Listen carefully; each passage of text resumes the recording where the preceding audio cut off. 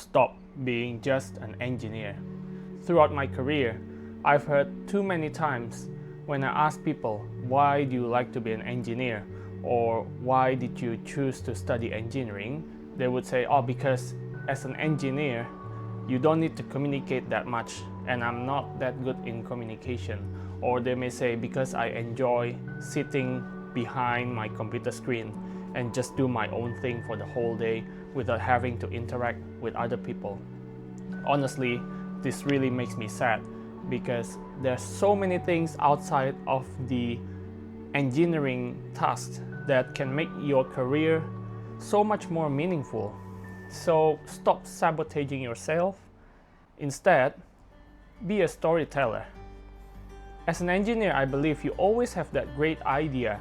Maybe you see something on the TV or news about that green energy, about the new AI technology that you believe you can bring into engineering to solve a big problem that people have been struggling with.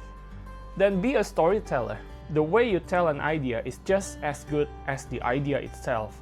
So if you can't explain your idea to others so that they can understand or believe in what you believe in, then your idea is basically meaningless.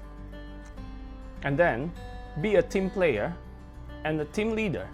What does it mean? When you work as an engineer, often you will work together with people from other disciplines. They may be engineer, they may not be an engineer, and they may know what you do or they may not.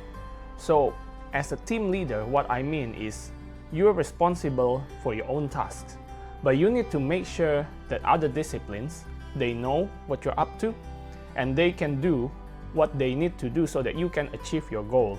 For example, if I'm designing a structural element like a column, then I need to tell the architects, I need to tell the mechanical guy, the plumbing, electrical, so that they know there is a column there and they would set their elements to go around the column. If I don't tell them, if I don't lead them in this sense, then they wouldn't know what they need to do so that I can achieve my goal. At the same time, be a team player. What I mean is, they also have things they want to achieve. Maybe they want to put their pipes through some areas, they want to create an opening. Then you need to be able to work together with them to support them in your own way so that they can achieve their goal. So it's not just about you doing your own thing behind your screen and not talking to others. It's very much about communication, understanding what the other needs so that we can achieve the same goal in a much meaningful and better way. Be a friend. I know how hard it is being an engineer.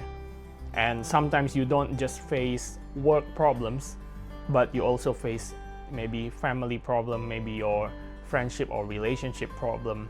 Maybe your colleague sitting next to you is facing such problem. So just be a friend.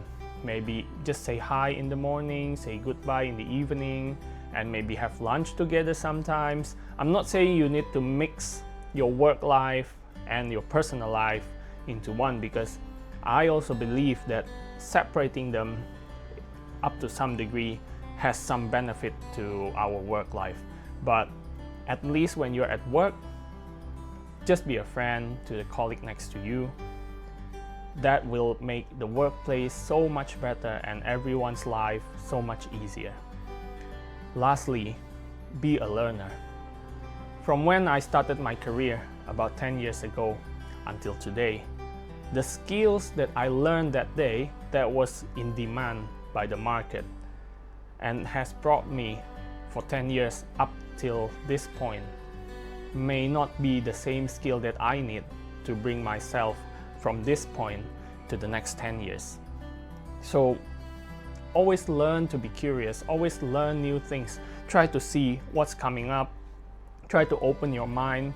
I'm surprised that in my career, I've met some engineers who are still very young, not even 30 years old, and they told me that the reason they want to keep everything the same is because if they take new challenges or if they try to find something new, they're afraid that they have to relearn how they do things at work.